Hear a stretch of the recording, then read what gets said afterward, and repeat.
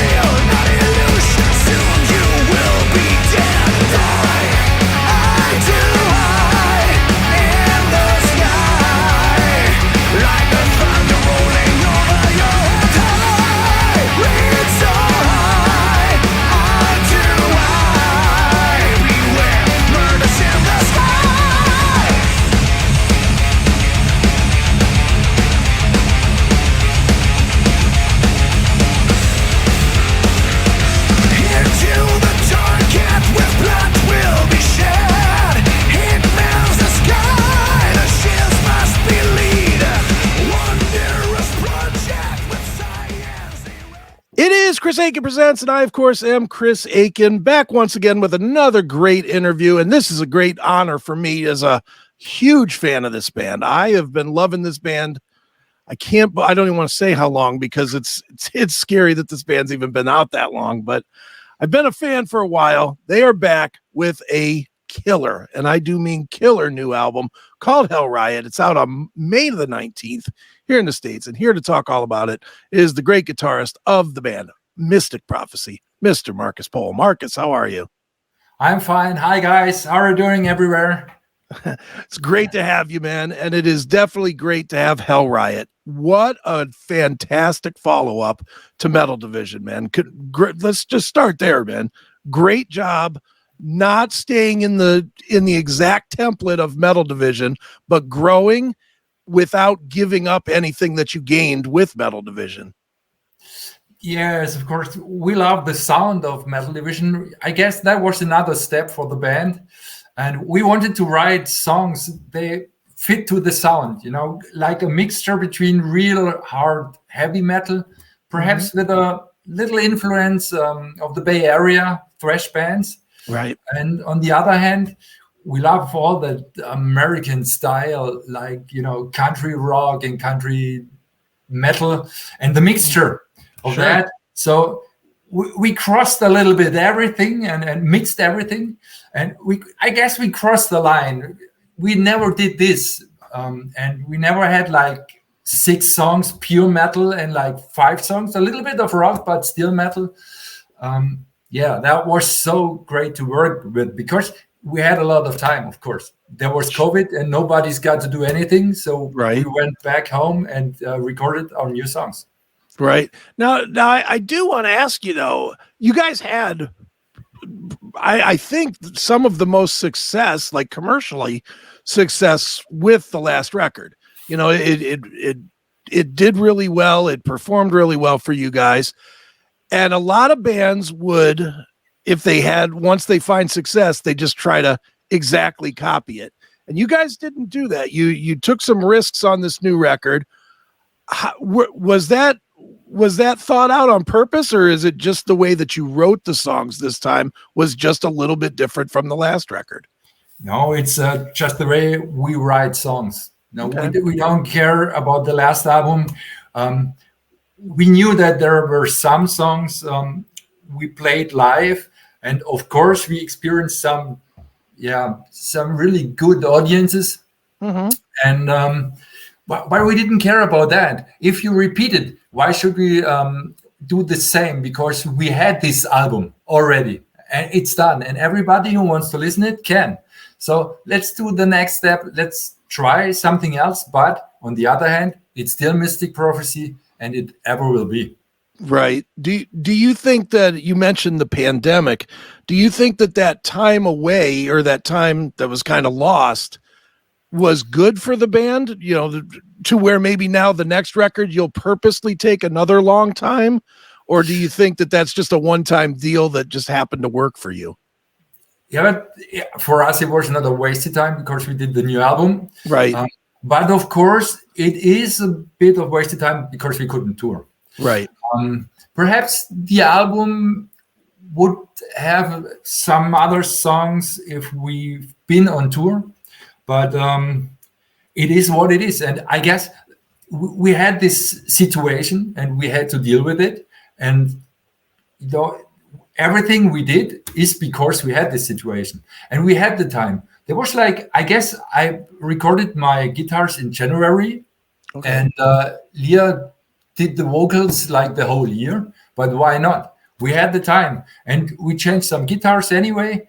So that was a quite cool process because everybody worked in the studio and could listen, and then we reamped and then we listened again, and okay, we can put less parts and make it easier, bit cheesier, but even hard enough. So this time was really good time for us and for the band, even if we needed to stay at home. Sure.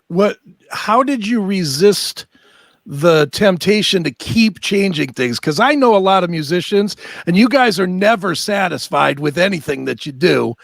Having 2 or 3 years to work on a project, I could see every single note being changed probably for a lot of bands. Yeah, but we're old enough. We wrote so much albums, and it's important that we still have this roughness in our music. Mm-hmm.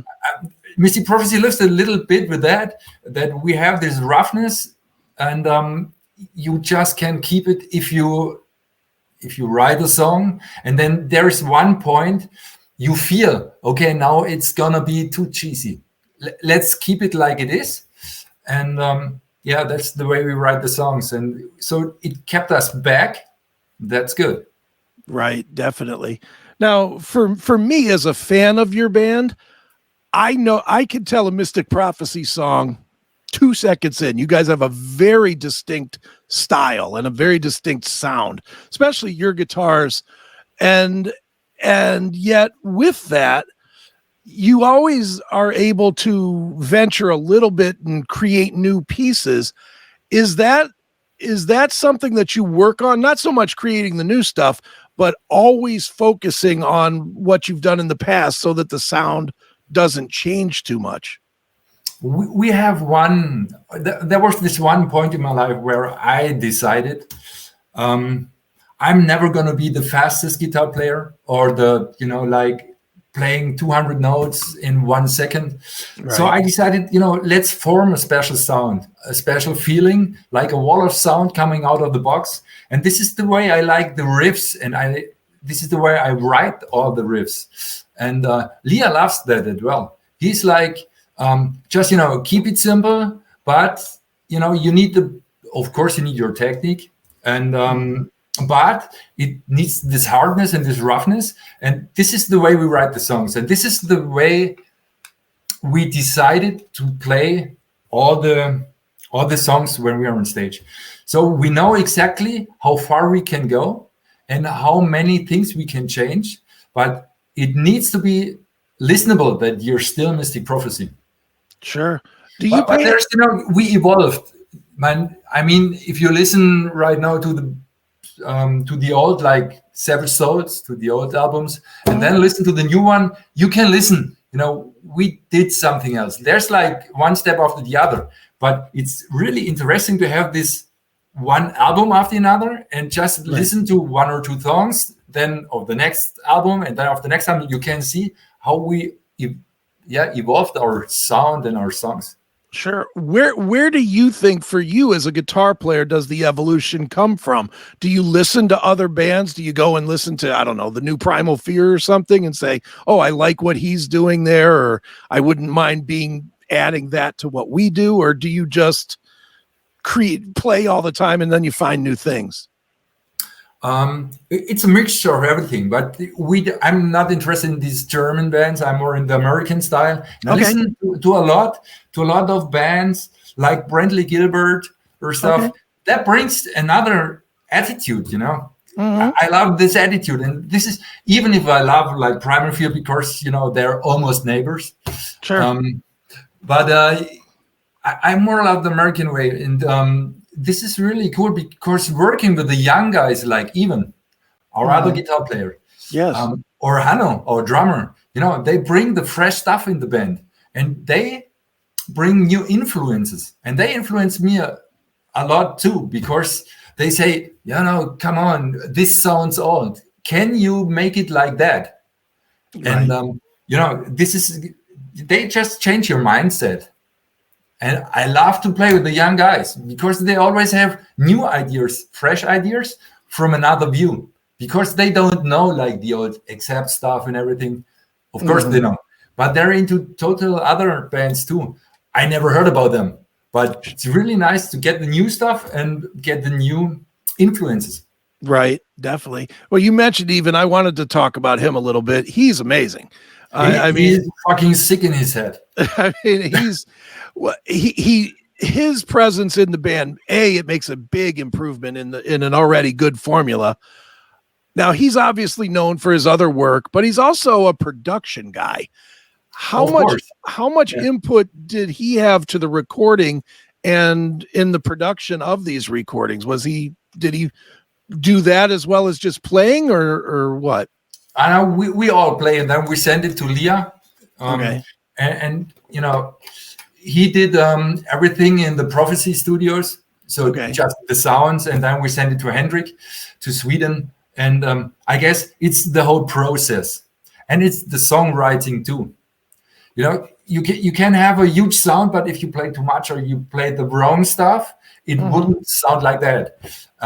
But even he's got his influence into the band, and of course it depends to the sound too.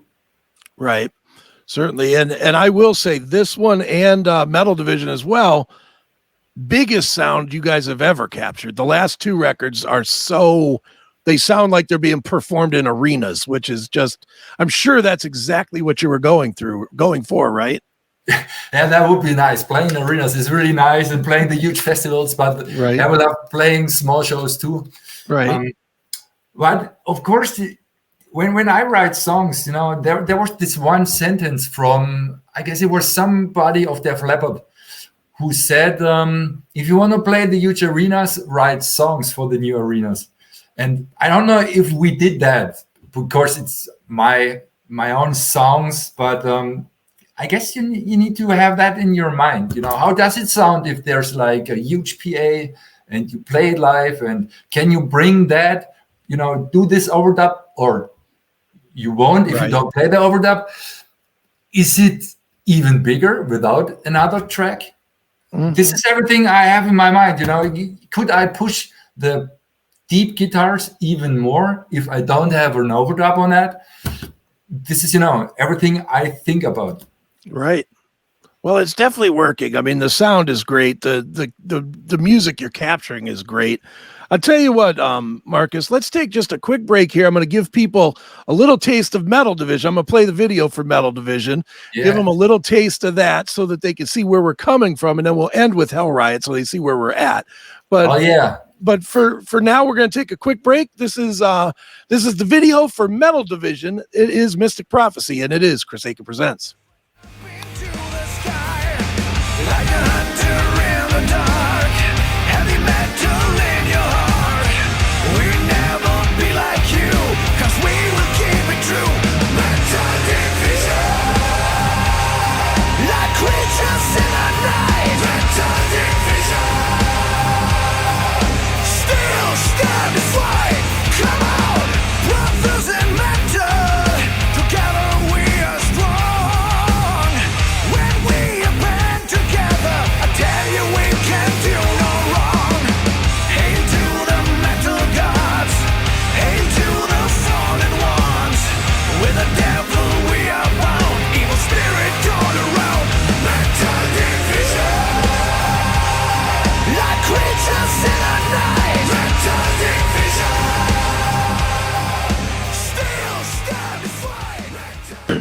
All right, that was Metal Division, not brand new, couple years old, from Mystic Prophecy. The new record is called HELLRIOT. It is out in May. You definitely want to buy it. You don't want to only stream it. Please, people, don't just stream. Buy the records. Help these guys keep going. And on with us, of course, is Marcus Pohl of the Great Mystic Prophecy. And Marcus, as we were saying before, Ben, you've got this great record, HELLRIOT, and it's one of the things I think personally that has been a strength for you guys lately is that you finally have like a really solid lineup. Like the band in the past, there's been lineup changes all the way through, but I think you're at like 6 or 7 years now where you've had the same lineup, correct? Yeah, that's correct. I love the lineup. Like I said, the young guys are really cool because they bring, fresh attitude to the band.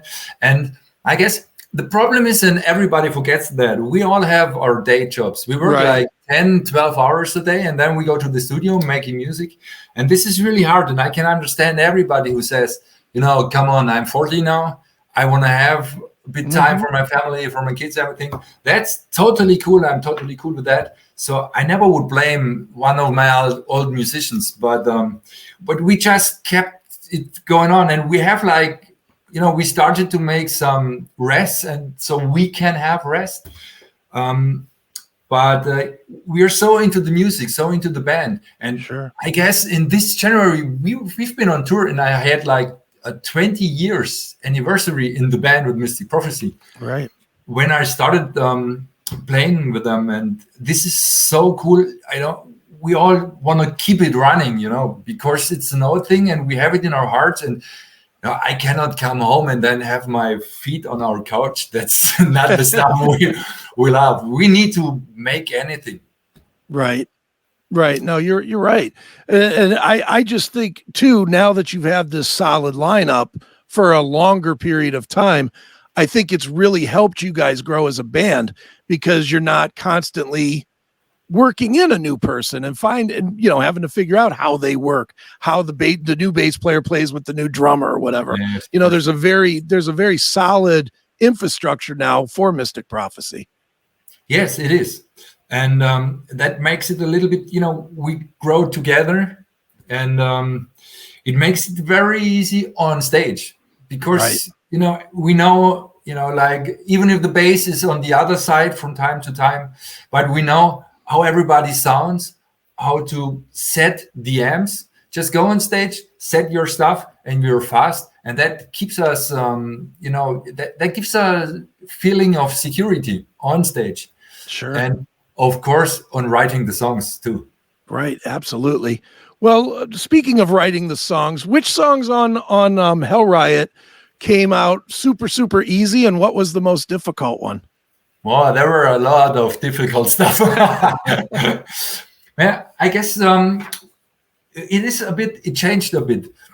Normally we used to work a lot with Leah, and he's like, you send him a song and then it comes back. There's an email and there's written, oh, that's cool. Just have 1 or 2 changes. And then he comes to my studio, and it's, we make a complete new song for the next 20 hours, work on that. But on this time, we had it a little bit more easy. We just, stepped back, did the changes. Oh, it's not really good. Let's keep it like it is. So this changed in the kind of songwriting we did. And I guess songs like Metal Attack were really easy. Okay. And Cross the Line was a little bit harder because it's a little bit untypical for us. But we had this feeling in the old songs. Sometimes we had that too. Like Dracula, you remember? Mm-hmm. It was like this blue stuff and like playing the right hand real hard. We did the same in Cross the Line, even if it's totally another kind of song. But this was, that was a hard song. And I guess Rising with the Storm was one of the harder songs too. Okay, excellent. Well, you mentioned Metal Attack, which I had put a big circle around on my list here to talk about specifically the guitars on that. You and Even are amazing on that. I mean, it's so ripping. It's like old school 80s power metal, it's just so good, man. Thank you very much. But the Metal Attack is really funny because, we wrote this song. I knew the vocals too. We recorded that, but we didn't have the the word metal attack, and it's like a hobby horse of Leah. He always writes attack, attack. And when you go on stage, we run on stage because the intro is running and Leah is showing up later. And he always screams, attack, attack. And this is so cool that we have a song for that. Right. We laughed really hard about that. Sure. Is that bound to be the first song at most shows now? Will be Metal Attack? We don't know. We just started with another song like Metal Division because we love this, siren. There's a siren. You play the riff and then there's the siren showing up, and that's so cool for the first song. But you never know what happens in the future. That's right. Maybe that's the encore Metal Attack, right? That's possible, yes. Right. There you go.